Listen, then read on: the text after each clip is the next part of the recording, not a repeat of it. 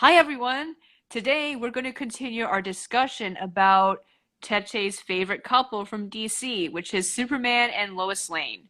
So today we're going Yeah. to be focusing our discussion a little bit more on a certain topic to narrow the discussion down, right? Because otherwise I Yeah, think our discussion would be like 20 hours long. it will be So 20 today we're hours going to long, be but this narrowing it house. down. Yeah, we're going to be narrowing it down to one of the main things that attracted her to talk about this in more depth, and it is how the pairing of Superman slash Clark Kent and Lois Lane resembles Joel and Malka to some extent.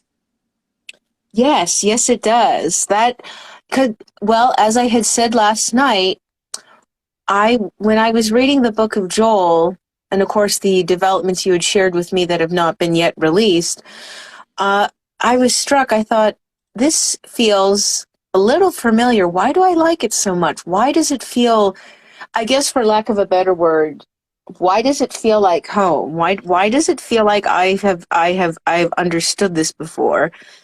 And I began to rack my brain, and I didn't really think about it, ironically, until actually a couple days ago.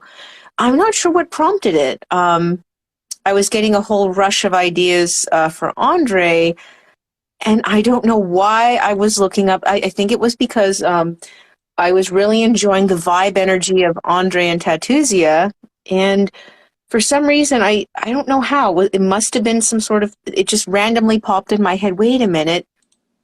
One of my oldest ships, my first ship, my first ship as a kid, um, Superman slash Clark Kent and Lois Lane. That is where I feel the instinct and the understanding, that instant understanding, and sometimes just the nonverbal understanding too. I thought that's where I'd seen it. That's where I had, it felt familiar. It felt like home to me. And that's one of the main things that just struck me like a comet right in the face with Joel and Malka now. And it's been one of the main things that I've really, truly, and thoroughly have enjoyed and appreciated in your work so far. Thank you so much. So mostly it's the interaction and the naturalness. Is there anything else specific to the pairing that makes them seem like Joel and Malka? I think there are. I think there's a lot of instances, as we had discussed last night, but we'll continue.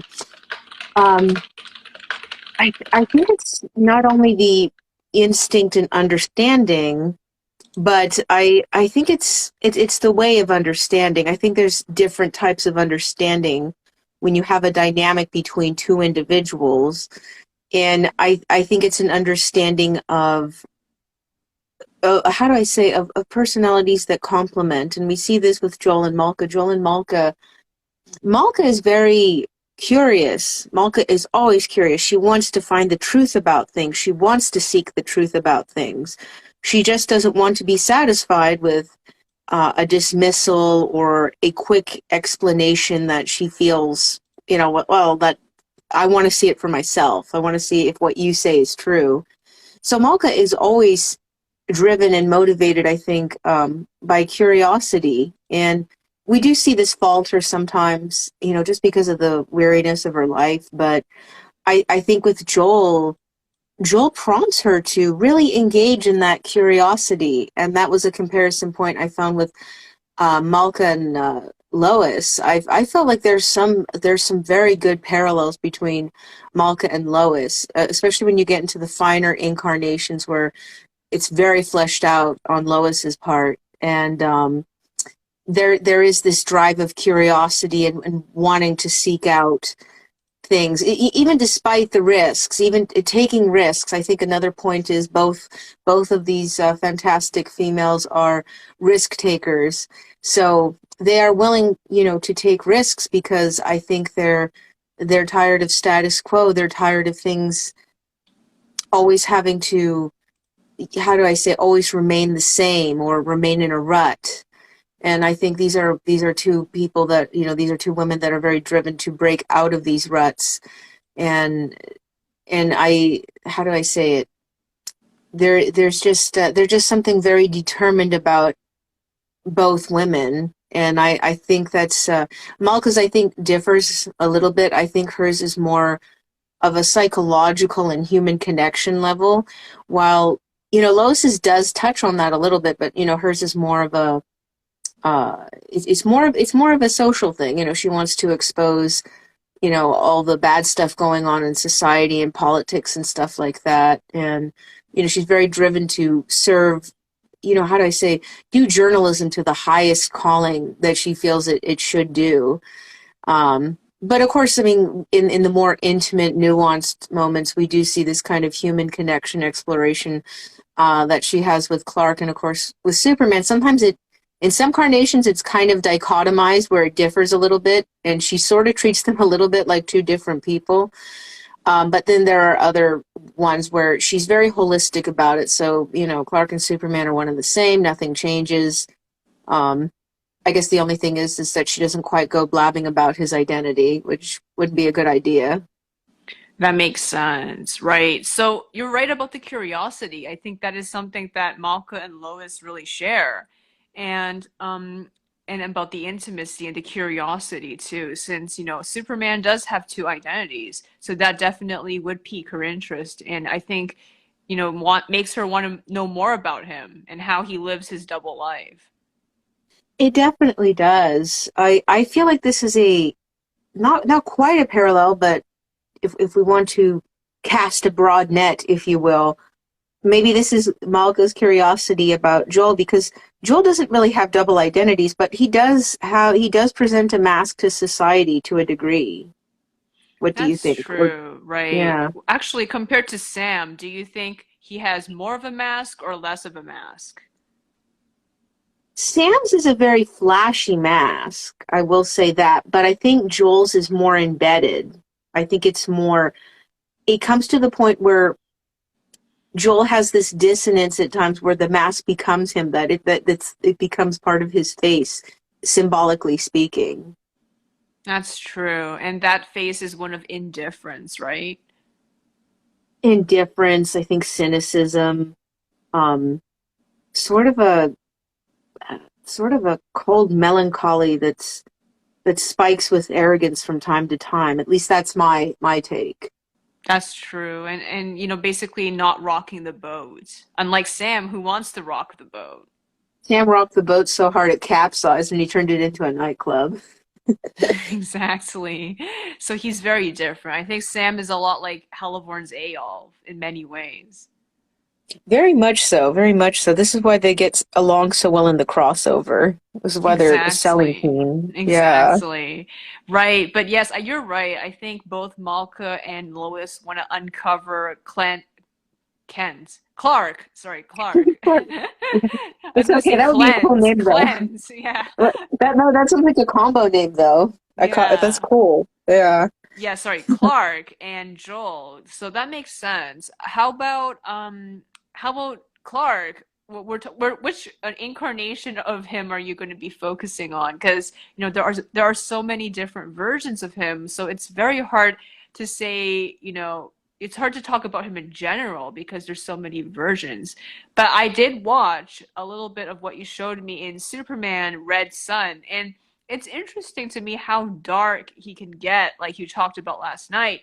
Unlike, what I saw of him before in those very old cartoons, maybe from the 70s, and passing references to him online, he does feel, like someone who does struggle a lot to maintain his ideological purity, and that leads him down some pretty bad paths.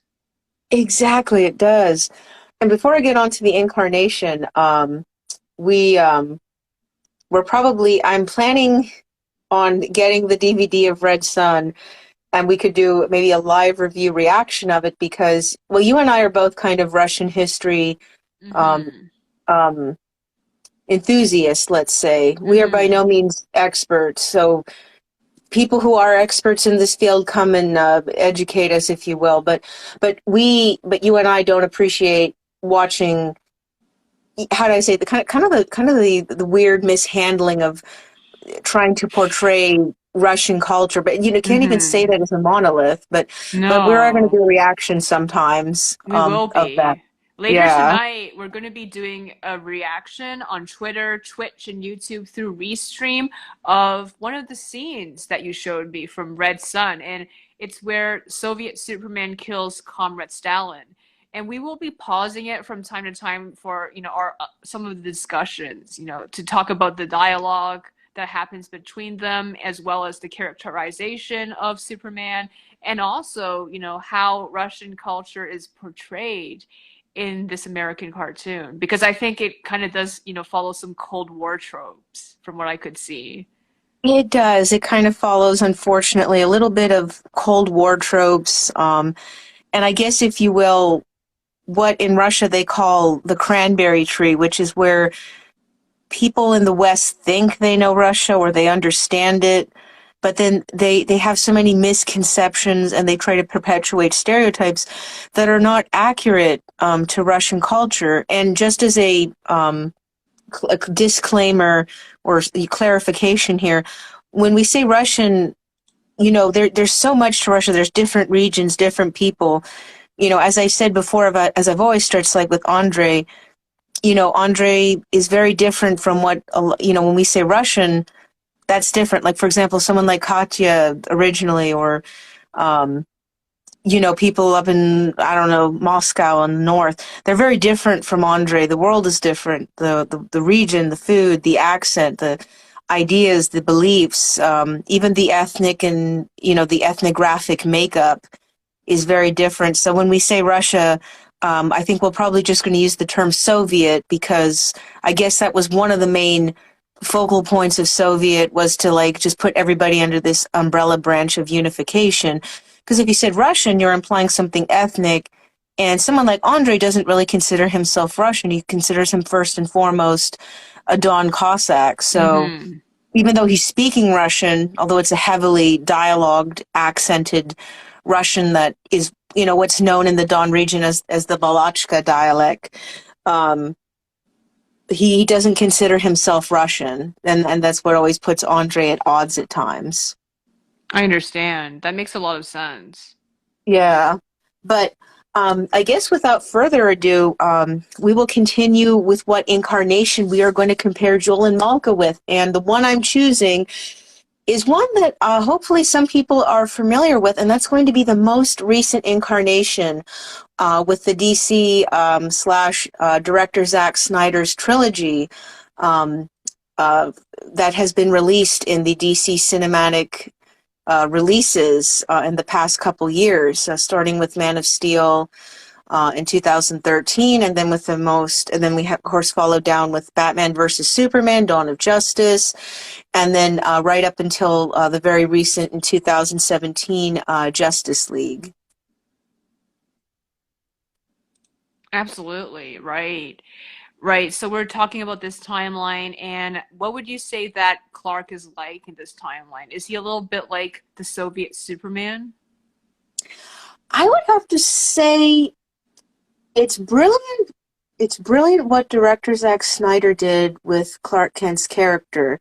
He understood the gravity and sort of the, if you will, like the reputation that that character carries throughout all the years, and he respected it very well.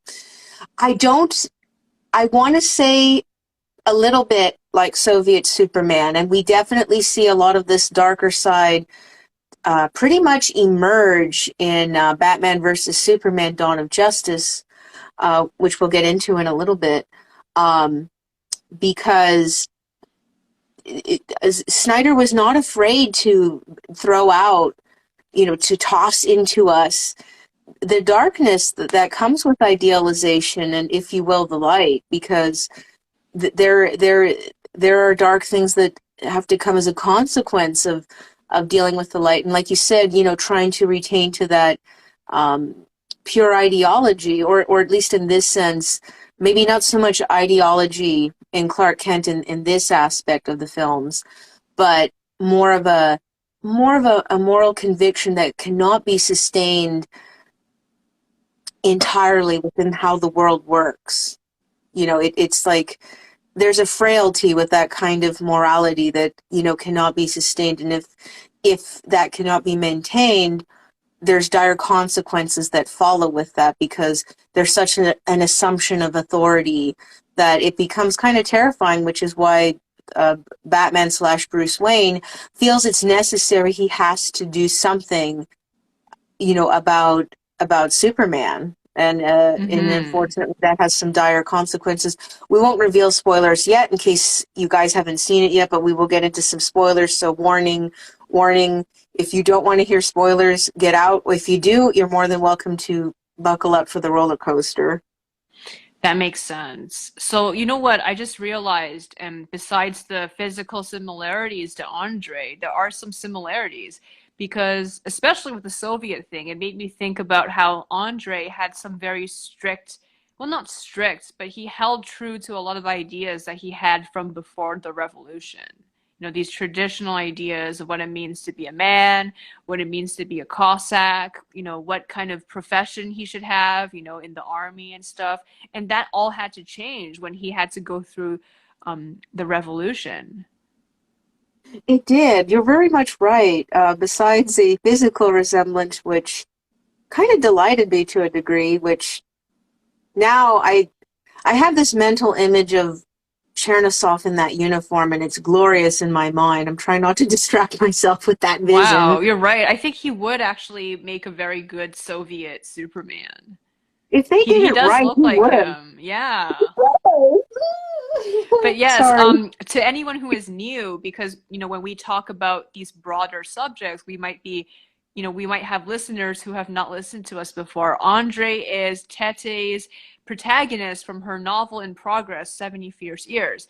And he is a Cossack who loses a lot of his lifestyle and a lot of his culture after the Russian Revolution, because many of the Cossacks sided with the White Russians or the Tsarist side. So that's why, a lot of Red Army soldiers and commissars decided to basically assimilate the Cossacks or send them to re-education camps. Definitely. So this is basically Andre's life. Andre has lost everything through the decossification that took place. Um, and Andre, like I said, I'm very privileged to have known him for so long Mm-hmm. and so vividly. But yeah, and also I just wanted to throw out there in case you were wondering when I said Chernosov, Andre looks a lot like a cross between the great poet Mayakovsky and the actor Andre, ironically sharing the same name, Andre Chernosov, um, Yes. who actually looks a lot like Mayakovsky himself. So Mm-hmm. Mm-hmm. yeah, He played maybe him better. in a Russian serial. Yes, he played him. He portrayed the great poet Mayakovsky in the 2013 Russian serial drama Mayakovsky Dievdin, or 2 Days in English. Right, right. So yes, back to the comparison between Lois and Malka and Joel and Clark. So I think in the incarnation that you're talking about, Clark has a darker nature to him, and he's so, blinded in a way by his own idealism and how the world works that it's starting to lead him down a bad path, right? Because he's so stubborn about his ideals. Kind of like how Andre is very stubborn about the fact, that he's a Cossack and, he is so and so and, he lives a certain lifestyle, especially, his womanizing ways, which he kind of prides himself on. True, Andre does pride himself on this. He prides himself on the stout masculinity that he has as a Don Cossack. Um, but he also cherishes other concepts too, like owning land, um, being able to raise and breed horses, because Andre takes great pride in that. His family has raised and Mm-hmm. bred horses for years, like, I mean, right from the early 1700s. And, Andre he's very proud of the fact that, he and his family own this farmstead, they own this land, and they work the land hard, and they're very proud of it. And they're also proud too of I guess if you will, their services that they've done in the military. Like all of his grandfathers and forefathers and his, ancestor, they partook in some really great stuff. Like, for example, his predecessor took part in Turkish wars, but also like during the First Great Patriotic War, which was the war of, that took place in 1812 against Napoleon's invading forces, the various Turkish stuff throughout the year. So, Crimea. So Andre feels very proud, and prior to the Russian Revolution, he felt a little proud himself. I mean, he made it through World War One, which he didn't understand, but he was like, okay, war happens. That's what we're here for. It did mess him up quite a bit, but nothing messed him up as the Russian Revolution, because this is neighbor against neighbor, and he suffers, one of the, if not the worst betrayal in his life from one of his, most trusted peers, which was Kirka. And Kirka was a double agent for the Reds, kind of masking as a white agent, well, a white officer anyway, white army That's officer. true. Right, Yeah, right, yeah. right. So, how does Clark's stubbornness compare to Andre's in these incarnations? I would have to say Andre's stubbornness begins to wane. Like, yes, he'll keep his womanizing ways, and he's going to be mucho macho, but he realizes that that way of life is dead now. There's no such thing as having your own land. There's no such thing. Horses are being gone and replaced with tractors and engines. So who has need of horses, right? Everybody wants to be industrial and like machines. And it frightens Andre because he feels like people themselves are becoming machines, and he feels like he's going to become a machine too. And he's very frightened by the homogenization that the state imposes, that, every citizen has to be this standard, perfect ideal. And it frightens Andre. So Andre's stubbornness is different from Clark's, because Clark's, it's purely morally motivated by this very deep-seated root of conviction, while Andre has deep-rooted sense of conviction about certain things, like doing right by people, not harming other people. Now, I mean, he will deck a guy on the floor if he makes him mad. I mean, that's just Andre. But um, as we've kind of seen in a recent scene with Tatuzia, he felt very convicted about something that he had almost done, and it really Hmm. haunted him for a very long time. Right. So, Yeah, so Clark is definitely more stubborn than Andre. definitely more stubborn than Andre. And I do want to bring this to a point. I feel, and correct me if I'm wrong, I feel like Clark's stubbornness is a little bit like Joel's stubbornness. Hmm. I think so too. I mean, it has that sort of dark overtone, right? And that kind of, I will never budge from my position, because I think he has a sort of pride to him, Clark, right? He He wants to take does. pride in the fact that he is the defender of humanity and that he's doing the right thing Exactly, he is. at all He is. costs, even if he's disregarding other people's perspectives. And this is something that Batman tries to remind him. Exactly, exactly. This is, and he does. You encapsulated that so perfectly. I mean, you need to write commentaries on this. You certainly do. Hey, I'm slowly learning the ropes, so it's a lot easier than I thought. I thought I would have to spend 10 hours reading the DC wiki or something. Oh, no, just watch some clips on YouTube. And you know what? I will send you some like mini posts on Tumblr.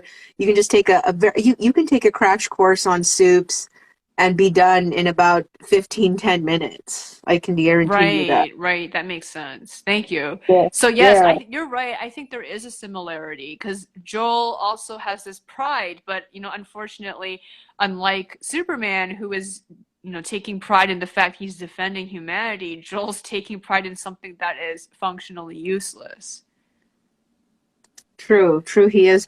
But then again, is he taking pride in something like is he not taking pride in something that's not really useless, but um the core crux of the human self, which is the seat of pride. I mean, if you will, as they say in Jungian and Freudian psychology, the ego.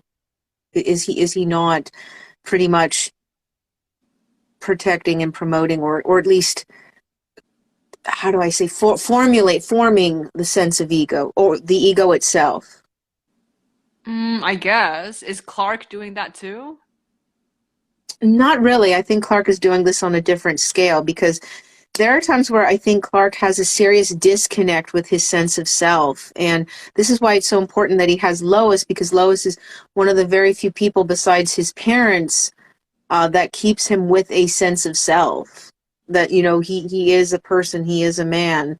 Yes, he has these godlike powers, but with these people, he can be a man. He can love and have affection and cry and have his breakdowns and things.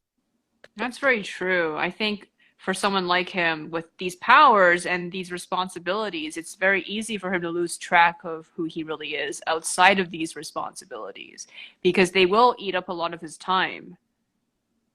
Definitely. They eat a lot of his time, his sense of self, and sometimes his sense of self when he just wants to live normal, like Clark. A lot of times that's threatened. Like enemies could find out about his identity and try to harm those around him. Or number two, just time. Like, God forbid you sit down to have dinner. Oh no, oh no, gotta save a ship sinking. Oh crap, I gotta leave my pork chop on the table, you know. Hmm. No, that makes a lot of sense. While Joel, he does not have these responsibilities, and he is, as such, more easily compartmentalized, as we discussed before. True, he is, isn't he? Um, but I do think with Joel is that Joel locks himself in this mental landscape that is, if you will, he's wedged himself into these erect barriers of pride and trying to prove a point with himself. How do I describe it? It's like there's such a heaviness and gravity about Joel and how he processes humanity through his own sense of self. What do you think? Yeah, he's an overthinker. And I think Clark, he's not really an overthinker in contrast, because if he does overthink, it's normal because he has to fight aliens and, all these like people who are trying to kill people. So it makes sense for him to overthink because there's a lot of things for him to get accomplished, right? But Joel Hmm. is an ordinary person with ordinary concerns. So his overthinking is more dramatic, like the amount of it compared to what he should be thinking about. That's true. That's true. And if Clark Um, was an overthinker, he wouldn't be able to accomplish a lot of things because if he was constantly doubting himself, he would not be able to stop that, for example, a spaceship from crashing. that's true. That's true. And I think as we progress in this convo, I think we're going to see that, in these incarnations that we're speaking of, the trilogy films. I don't know if I should call it trilogy, but these films, they kind of explore him. He's actually constantly battling self-doubt, and this is what kind of leads him down this darker path. It's almost like a path of desperation to try to validate himself in what he's doing. That's true. So now I can really see the comparison with Joel. I think Joel and Jewel, your fantasy Yeah, version of my character in your Tapas community series of Scale Blood and Bone. Please, guys, check it out. It's amazing. She does really yeah. great world building, and there's a link in the description if you guys want to read it. So yes, I think he's a bit like Jewel, right? I think that's a better comparison because Jewel is from a fantasy universe and he has powers because he's a wizard, and he also has responsibilities because he's the prince of a kingdom. But Joel, from my series, the Book of Joel, does not have such responsibilities. He is an everyday person who doesn't have special powers, and he doesn't have a special position. He's just, a bookkeeper, and he's a nobody basically. True. I think Joel might be a better comparison because, like you said, he has this responsibility thrust upon him, and unlike Clark, who has these powers that he never wanted. He was just born with them because he's not really human. He's a Oh. kryptonite. He's a Kryptonian from Krypton. Um, Joel is like Clark because both have had responsibility thrust upon them. But unfortunately, for Clark, he does have these godlike powers that he never asked for, and he doesn't always necessarily embrace them or enjoy them.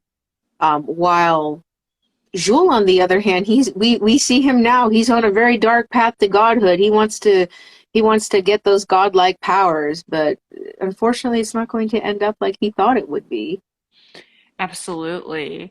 So yeah, I think you're right. Jewel, Joel, and Clark do have this kind of arrogance to them, this kind of assumption that, they're right and they're willing to do anything to make sure that they believe they are right. So that kind of entrenches their thoughts, right? And basically kind of creates a vicious cycle that they can't really get out of. It does. It does create a vicious cycle for these men that they cannot get out of, and I think this is why it's so important they have people who snap them out of it, who get them out of it, who are, if you will, the light that gets them out of it. And I see that with Joel and Malka. I see that with Joel and also Malka, and I see this with Clark and Lois. And with all three couples. I think it's very poignantly, sharply, and vividly portrayed. And it's just so important that these three men have these, very important people in their lives that snap them out of it and really rein in these problems that they have, but also keep them in touch with their sense of humanity and a sense of real self. Right, that makes sense. Right. Another point I wanted to make is that I think Malka is otherwise very different from Lois, other than the fact that they really want to understand Clark and Joel and how, they are both very curious when it comes to the person they want to understand more. But other than that, I think Lois is a lot more snappier than Malka, right?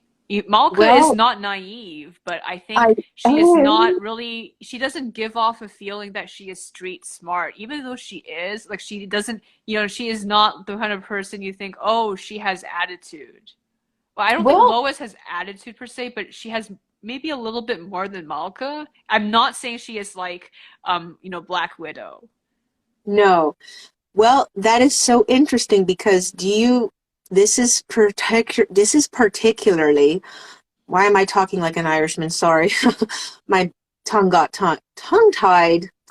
This is one of the many reasons why I chose the recent DC cinematic slash Zack Snyder incarnations for this very reason, because the character of Lois Lane in this series, if you will, is very different than the Lois Lane we have known and loved from the comics, or like, say, the animated series from the 90s or the live action series from the 90s. Right. So how different is she? Well, for one thing, now this kind of jolted a lot of fans. I know it did me when I first saw it. It made me have a bit of head whiplash. Like, oh, is that Lois? That can't be Lois. Is that Lois? Oh, it is. Well, for one thing, so in this version, Lois is portrayed by actress Amy Adams, and her appearance is very different from any Lois we have encountered. Usually Lois, right from her first incarnation in 1938 up until throughout the various series and incarnations and whatnot, she's always been depicted as a woman with long black hair, or at least stylized black hair, and as well as either being dark-eyed or possibly blue or green-eyed, just depending on the artist's preference or whatever have you, or the actress. And then as we delve into it, Lois's personality, like you said, is very snappy. She is kind of there is a jadedness to her, an experience to her. But she has this. She's very tough and brazen. She's very tough and brazen. She has to be. She's in a world that's predominantly, at least when she first started in 1938, dominated by men. So she really has to show her grit to get ahead and push through and prove her worth. And so this makes her a very tough cookie. It makes her very snappy, brazen. maybe to some degrees, maybe she's this incarnation with the comics and the other books or and other things. She's a bit like Tatuzia in a way, a little bit. Right. And how does the Amy Adams version differ? The Amy Adams version, really, it was wonderful, but it was so different. It took me a while to accept it. Like my brain was like 404 not found. So Amy Adams differed because, well, for one thing, uh, she was a redhead. I mean, Oh, so a that's another bouncing comparison redhead. between Joel and And, Malka, right? Like the hair yeah, colors. yes. And just seeing her contrast with Clark's dark hair, I mean, Kill Bill sirens went off in my head, you know. Instantly thought about Joel and Malka, right? I did. When I saw it, I was like, wait a minute, where have I seen this before with Phil and I'm like, oh my gosh. But um but where am I going with this? And welcome welcome to the person 94 who just joined us. Thank you. I'm sorry I couldn't Yeah. pronounce your name. P. Um Felipe.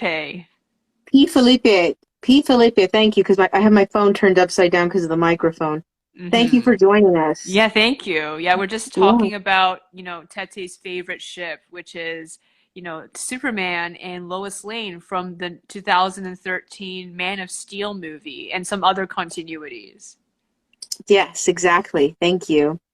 So yes, so Amy Adams, way Zack Snyder had, along with the writers, had her depicted was so different than any Lois Lane that we encountered. This was a more vulnerable Lois. This was a Lois who was not sure about herself. This was a shyer Lois. This was a Lois that was shy. She was not brazen. She was not tough. She was not snappy. There was a softer sweetness about Lois. She's still a little tough. I mean, she gets angry about when people do the wrong thing. So she is very much led by conviction like Clark, which is why they click and vibe so hard. Um, but this is such a softer, sweeter character, and the softness and gentleness. At times, it feels almost slightly Miyazakian, and it's a wonderful jolt of whiplash because we're so used to brazen Lois, you know, brazen, brassy, you know, bold as bronze, you know, Lois, and seeing this gentler, sweeter, more vulnerable, shyer version of Lois that is softer and subdued and worried about things and angry about things, but also feeling kind of vulnerable and and sometimes hopeless at times. This does Hmm. not by any means make her weak, but it makes her more human because I think prior to that, Lois had a lot of bad assery in her. You know, she was constantly doing things. I mean, you know, honestly, like even from 1938, I mean, she's doing things like when push came to shove, if a bunch of gangsters were chasing her, she'd probably you know, there was one point where she did pick up a machine gun and shot them, you know? I see. Also, So, I did read the Wikipedia page for the Man of Steel earlier today, and they said that they changed a lot of things in the continuity to suit the times. So it's no longer 1938, right? And maybe that's one of the right. reasons why Lois doesn't have to be a badass, because, it's no longer strange, quote unquote, or abnormal for a woman to be in journalism. And, let's face it, journalism's kind of dying. I know the Man of Steel came out in 2013, but even back then, newspapers weren't really a thing anymore. Yeah, I think they were more adapting it for like not only newspaper but also like online stuff because like all newspapers are online now. That's true, but people are not reading them. I think if they changed her to a marketing consultant for an influencer, that would be probably more up to date for 2022. Or, she's a manager for a YouTuber or something, helping him schedule his videos or something. That's true. But I mean, but people still need news. You know what I That's mean? true. Like the main, so I guess, she's always been one of those mainstream media people, right? Not one of those independent reporters.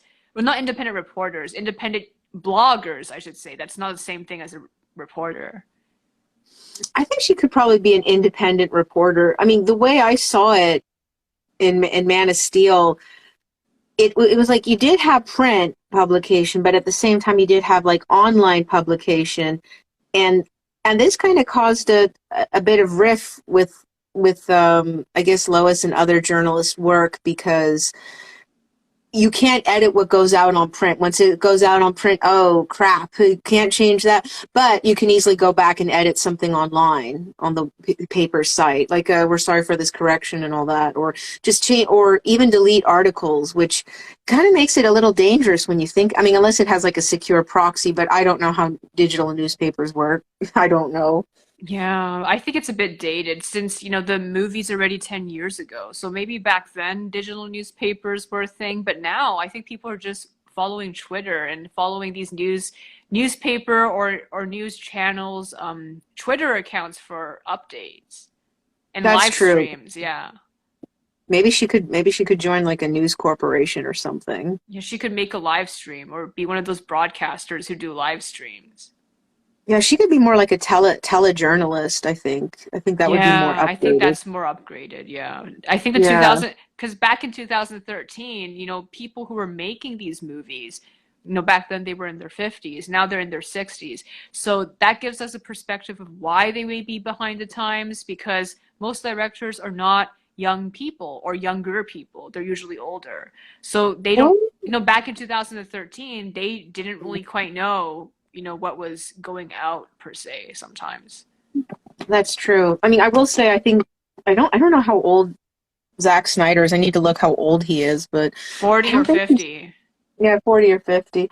But also too, I mean, there wasn't too much, you don't want to adapt too much that people can't recognize it, because they're already taking broad steps with, really altering Lois's character as she had been seen in canon before. That's true. I'm starting to think that a lot of this superhero canon sometimes isn't really a canon, but a set of canons. Because there's been so many writers and directors who are writing stories with these characters, but they're basically like templates that they just kind of add and change. So under each person's direction, it just becomes a different character. It really does. I have to say that I agree with you. It's not really canon, but a set of canons. That's why I said you have to be careful what incarnation you're picking up, because you could get a really, I don't want to say crappy one because everybody will get mad, and I won't say which is which, but I'm telling people which ones I prefer. But I prefer the ones that deal with the darker edge, the more flawed humanity. Mm-hmm. And I don't like the ones that are too happy or peppy or too idealistic or very flat, or, just have Clark as a complete, I don't know, Gary wishy-washy washed. Stu. Exactly. I do not like that. That is my pet peeve. Do not bring that to my table. Do not bring that into my house. OP, basically Super Saiyan type. Exactly. I do not want that. I do not want that. I do not want that. I feel like that Dr. Seuss thing. I do not want that, Sam I am. Right, that makes sense. But yes, I think it's very interesting to think about how these characters have been written throughout the years. Because let's face it, if they have been around since the 30s, there's no way there could be one continuity. There's so many people who have been writing these characters, adding to them, subtracting things from them over the years, that they are really not one character anymore, but a set of characters. So maybe in the future we could put on the thumbnail Zack Snyder's Superman. How about that? To specify that you are talking about the Zack Snyder continuity, not the other people who wrote him. For example, in the 50s, for example. Right, right. Like the Fleischer animations or something. Yeah, I think those were for young children, right? I would like to say they were. Well, you see, that's the thing. It depends on what we now deem for young children, because nowadays a lot of that stuff would not be shown to young children. Like, mm, you know. But the thing is, you have to remember too. I think people wanted things that were more simple, less violent. Well, not violent, but less complicated. Right, that makes sense, right? Yeah, I think back then a lot of these superheroes are also used, for certain reasons. For example, we know that Captain America, the comics in the, World War II were kind of made for patriotic reasons. Exactly, they were. So you have to see that throughout the whole continuity of the mythos, these characters change and their purposes change too. The way their intentions and motivations change a lot too. Um, Even Lois herself has gone through drastic changes. Like in the fifth, like from the, I would say, 50s and 60s, she was very subdued and she kind of lost a lot of her original brassiness from the 50s and 60s, and she was more focused on getting a man, which was not what 30s and 40s Lois was about. She was about, getting the news, exposing the bad guys. And was she thinking about a man? Not really. She liked Clark, but she was kind of oblivious a little bit for the most part as to who he really was. And I think she's more hooked on the concept of Superman. But I think there were some deviations where she realized, oh, he's one of the same. Oh crap, it's weird, it's jolting. Why do these two men act so differently? Because there's more of a dichotomy, I think between Clark and Superman. Like, I mean, you could really see the driving edge of that dichotomy of personalities. That's true, right?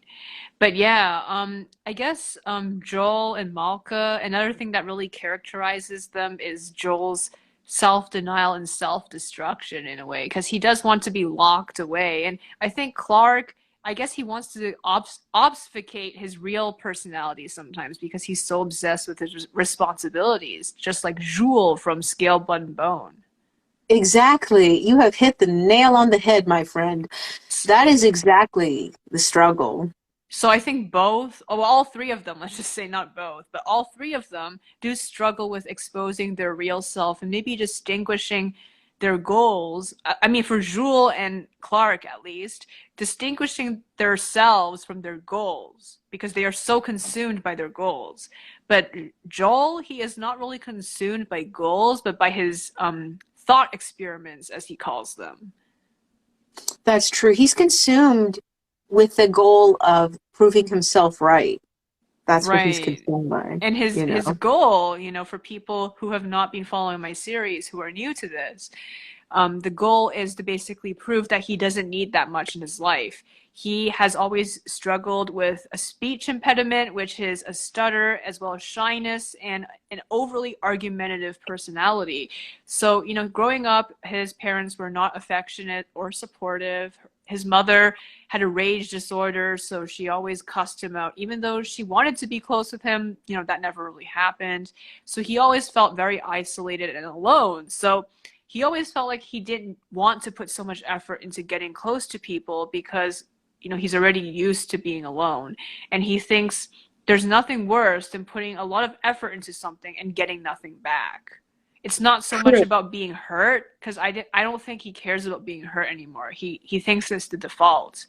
I think the problem for him is not wanting to put in any effort because he knows you have to put effort into getting something, right? But he doesn't want to put in effort because he wants to convince himself that he doesn't need those things. That's true. That's true. He doesn't. He doesn't. It's actually it's so distorted within himself. It actually makes it scary in a way, doesn't it? Yes, and I think his isolation, especially the fact that he has no real close friends, like even his supposedly best friends, Frankie and Sam, are very different from him, and he doesn't talk to them about his emotions. No, no, he doesn't. No, he doesn't. So that's the that's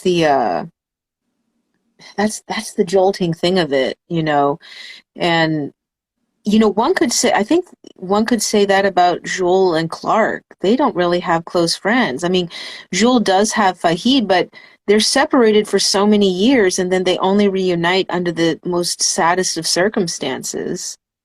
That's true. And Clark, because he has a double identity and he is so consumed by fighting evil that he doesn't have time to chit chat with people, really. He And, doesn't. I over mean, time, I think he kind of drifts away from his parents because they live far away from him and they don't know the full extent of how his life is like, living a double life, having to work at day and, fight crime by night. which is very Exactly. taxing. And also, as he grows older, I mean, it's normal for him to drift apart from his parents because even if they are very loving, they have their own lives now. That's true. And there's so many wonderful carnations, including Snyder's carnation, where they explore this, and you know, and I guess what Snyder was also trying to do too is that, like other incarnations that had done this, that his parents do know what he's going through. Like they're not there with him, but he can talk intimately with them. I mean, granted, no one's bugging his phone. I don't think so, but I don't know who would bug his phone. I do not know. Super villains. Probably there has been instances where that has happened. I've seen that. And then somebody tries to like kidnap or kill his parents, and then you don't want to do that because I mean all hell will break loose. Do not touch Exactly. Clark's parents. Don't touch Ma and Pa. Right, exactly. That makes sense. I mean, you know, I think most superheroes are actually very isolated. I think the exception would be the Avengers because they are a huge group of superheroes. And the Because they're all like X-Men. friends. Yeah, they're all Yeah, like friends. It's also like a big club, so everyone's fine. They're fine with that because they're all friends and happy. yeah, exactly. But for people like Superman and even Batman, it's harder because well, actually, Batman's better because he has Robin, right?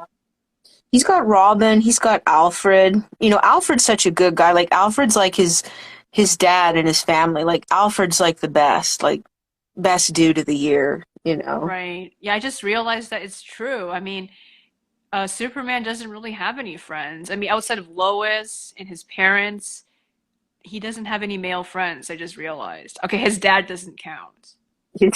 There was a character called Jimmy Olsen, but he was more like an annoying kid that Clark had to make sure this dumb kid didn't get killed. And I mean, he did look out for Jimmy, but it was more like not really a friend, more like I don't know, irritating little Fanboy.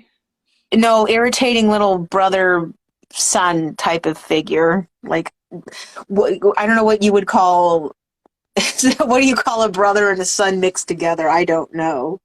I don't know either, but it's definitely not a peer. I was It's talking not about a like a peer. peer. He has no I peers. I mean, I, look I at guess Batman. Batman. Batman doesn't really, I guess they're friends, like you said, but then, every 3 months they have to fight it out. They So got to they're duke it out. I don't not want them in really an that elevator. supportive. I mean, he doesn't They're have not someone that who's, supportive. yeah, exactly, someone who's very critical of him. They're always criticizing each other. Like it's like there can't be one convo, at the Justice League when they are where they're not going to pick up an argument. I mean, it's worse than Andre and Kirka, for heaven's sakes. Right. So, to wrap up this podcast, is there anything else that we should touch upon between, Malka and Joel and Lois Lane and Clark Kent? I think there's a few other things to wrap up with this. I think one thing too, what I love from uh, the Snyder trilogy, if you will, I love the subtlety of it. I love and also too, I want to say too, this is also one of those incarnations where Clark is very sensual with Lois. Oh, I see. So that There's a was lot of because we did talk sensuality. about this before, during our last Sensual. episode, how there were certain incarnations of Clark that you really enjoyed, where he is a very virile man, kind of like Andre, right? Very much so. I mean, not as wild as Andre, because no one compares to Andre. I would be scared if Andre had to become like, I don't know, a Soviet super. I'd be scared because it would Maybe be a that disaster. we should have like a funny crossover where that happens. What do you think? I want to make the cross. Sam is Captain America. Well, you know what? You're gonna hate me. I thought Sam would make a good Lex Luthor because I don't know why, but Jesse Eisenberg and that kind of reminded me of him a little. Who's Luthor? Lex Luthor, the villain. Oh, I don't know him. I mean, I heard of him, but I didn't know he was a villain. Okay, I Okay, have to so look this up. you Yeah. look up Jesse Eisenberg, Lex Luthor. Okay. Lex Luthor. So which movie was he in?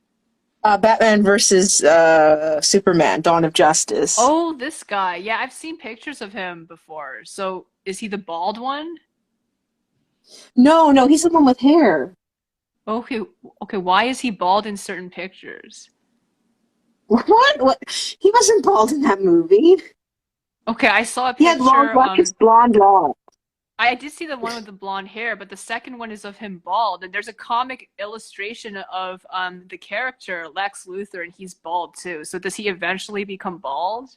Well, in canon, he's bald, so that's what made Batman versus Superman a little weird because instead of like an older guy who was bald and like this, cynical millionaire, Jesse Eisenberg portrayed the character, or at least Snyder had him portray it, as this very young kid. I guess like if oh, what's his name? Like if Elon Musk went insane and just wanted to blow up the world, which I'm pretty sure he's probably doing right now, subtly.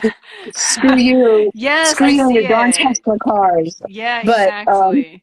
your darn Tesla cars that explode. But um, uh, and with long hair and just like this really wild, flamboyant kid that was just cracking jokes. And on the surface, he seems like a funny guy, but then you realize he's deranged as hell. I don't know. Sam would probably be angry that you cast him as a villain because Yeah. you know what? He's pretty much like Clark Kent, but without the convictions. Like he thinks he's always doing the right thing. But Sam, wouldn't it be fun to play a villain? You'll get fangirls. He's like, no, like, he likes being goofy. Like he doesn't want to be dark and funny. He wants to be cheerful and light and funny. Oh, all right. Well, still, it would. I thought of a funny crossover, though. I mean, it would have been a funny crossover with Sam and Andre doing that. And I actually thought of a scene. I was thinking of dialect for it, and it was funny because um, I'll explain that later because we're gonna deviate into 2 hours if we do this. Right. Um, But just one last thing about this scenario.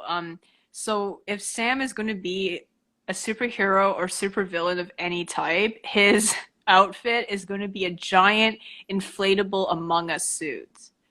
And when you oh first my see him, God. he's going to use it to fly. He inflated so big that he flies in the sky, and then when he wants to land, he makes it like he kind of lets some of the air go, so then he's like descending, and then he crashes on his opponent. So this is funny. Oh my gosh. Yeah, because I did see this funny picture and video on YouTube of this person inside an inflatable Among Us suit, and basically it was so big that it was just really hard to walk properly. And I was like, you know what? This is what Sam would do. He and Frankie would dress up as a pink and red Among Us in these giant inflatable suits and just basically bump against each other all the time. They would. This is they would find this fun. They would do like that bumping whatever they do. Like it's like inflatable sumo wrestling or something. Exactly. It's going to be so hilarious. And basically, they're going to start bumping other people into it, so it just becomes this giant circle of bumping. I This is funny. I love it. I love it. And I want to add in there. We'll probably toss in Tatuzia as Lois, except she's just like an extra bitchy Lois, like super bitch Lois, you know. Hmm.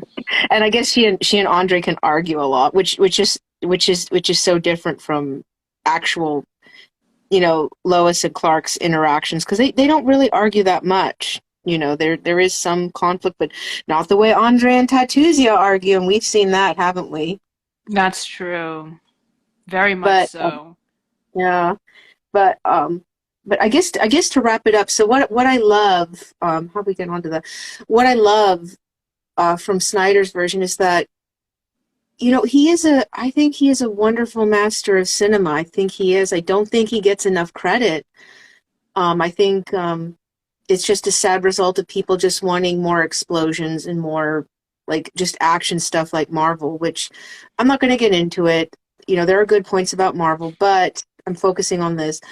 Um, I feel like a lot of other fans too feel like, well, maybe the public wasn't ready for the subtle artistic way that Snyder was presenting it because the way he formulated and formed and also he worked so well with his actors. He really brought out the best out of Amy Adams portraying Lois and Henry Cavill playing Clark slash Superman. He really brought out their best acting ability. It's just a testimony of how you can do this beautiful emotional subtlety, which you would expect to find in an art house film or a very beautiful indie film that makes you cry, not in a superhero movie. You would not expect that, but he does. They both deliver that, and it's beautiful. And there's just these beautiful nonverbal glances and looks and gestures, and there's a depth that they create when they look at each other or hold each other's hands or touch each other, and it's just so beautifully done. It feels natural, like it doesn't even feel like acting, and that is the best form of acting you can get. When it does not look like acting, it looks like natural people. You feel like you're spying on people and you should turn away. That makes sense. That's really good. I'm gonna check it out because I did not I'll find you expect this clips. I find you clips. from a superhero movie like you said. But I haven't watched that much DC other than the last movie with Logan, but I think that was a bit too violent for me. I mean, I do appreciate the themes, but I thought some of the violence was just over the top, and I didn't like it. I didn't like that Yeah, aspect. that's true. That's true. And Logan is a Marvel property, so I wonder if that had anything to do with it. Joke. It was far more violent than the typical Avengers, by the way. True, true it was. Yeah, it's And there were I some always pretty obvious tropes, like the clone, right? mhm. Science fiction always has clones, and unfortunately, one of the reasons I did not like the clone was because it was supposed to be a twist, and also I did not like how it was kind of used as an excuse to show even more violence. Because, spoiler, the clone has even more regenerative abilities than Logan, so you have to inflict a lot of violence against him to basically kill him. Wow, that's Yeah, I mean, I sometimes know this is kind of typical gross, but his face gets ripped off and he gets impaled. figures. I think I saw that clip 'cause Yeah, I did not want to see that. I really I did didn't. not. That's horrifying. Um I how do I say, there were good things about Logan, but I did not really bother to watch the whole thing just because I don't know. I love the X-Men, but and I love some of the films, to a degree, but I'll always be more partial to certain comics about the X-Men. And I like the X-Men when they're actually lighthearted than more dystopia, because so much of the X-Men is grim dark, and sometimes the way Marvel handles grim dark is very poorly done. Unlike DC's grim dark, which is a lot better. Like you're kind of seeing a little bit of the grim dark with Red Sun. Mm-hmm. Exactly. Yeah, definitely. I think the worst yeah, I don't think it's that grim dark though. I mean the themes in Logan wasn't that dark. I'm okay with dark themes. I just don't like how there's so much zoom in scenes of the violence. Like it just felt exploitative, kind of like Game of Thrones almost. It does. I don't like that either. And that's another thing that I like about Snyder's work with DC.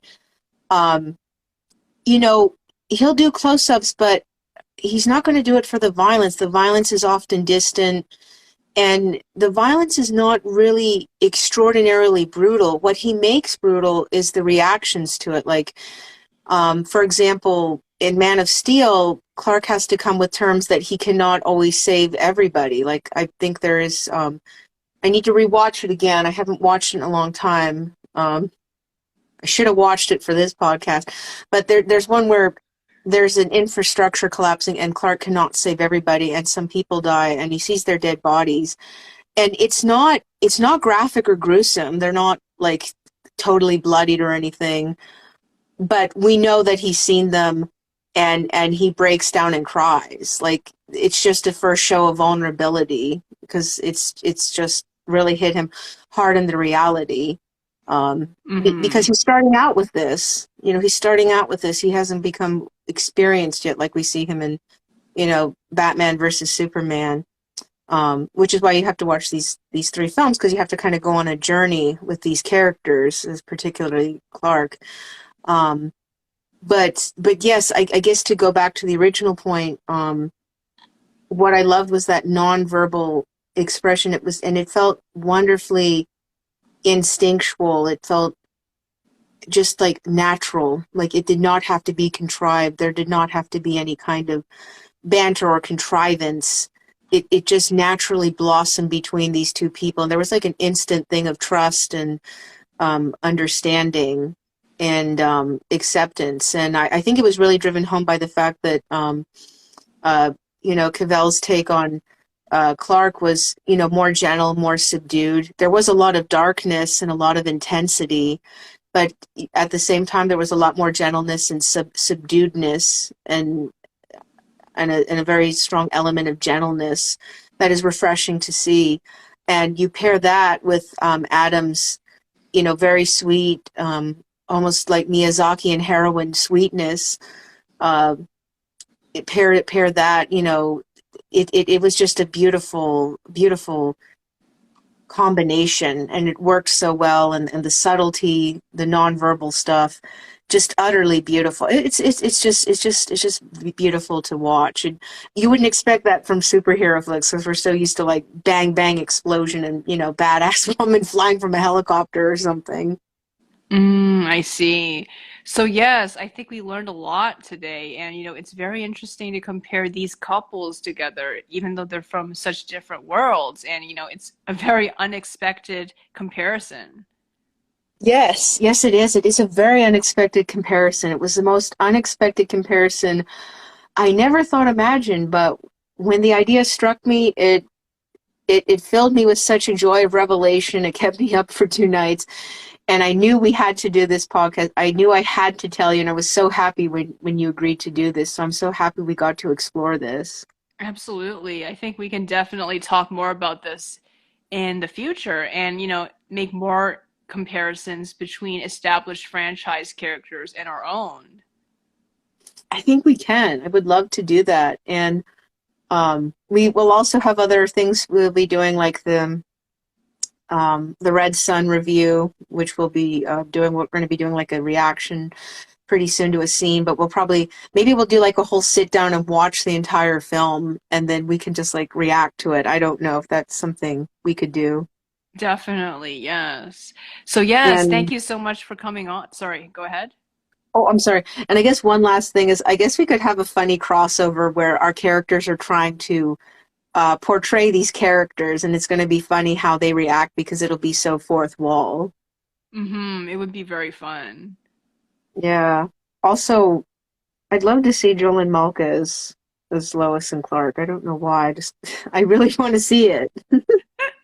That would be an interesting fan art, but I think Joel would have to wear a muscle suit. I don't know. He's kind of well built. Not as much as Clark Kent. I mean, have you seen He him? He can be a looks like The thinner Rock. version. He can be a thinner version. I mean, he is buff, but not like, like the exaggerated proportions that, people draw Superman with. That's true. He could be thinner. I mean, we could make up the excuse. Poor Superman exposed to too much kryptonite. Yeah. So, yeah, thank you so much for this. And I can't wait to talk more about more, franchises and how they relate to our work and, the writing process in general. Definitely. I definitely want to explore more franchises, and I do want to explore more, and I can't wait to do all those Superman related projects with you. Right. All right. See you. See you. Thank you. Bye. Bye.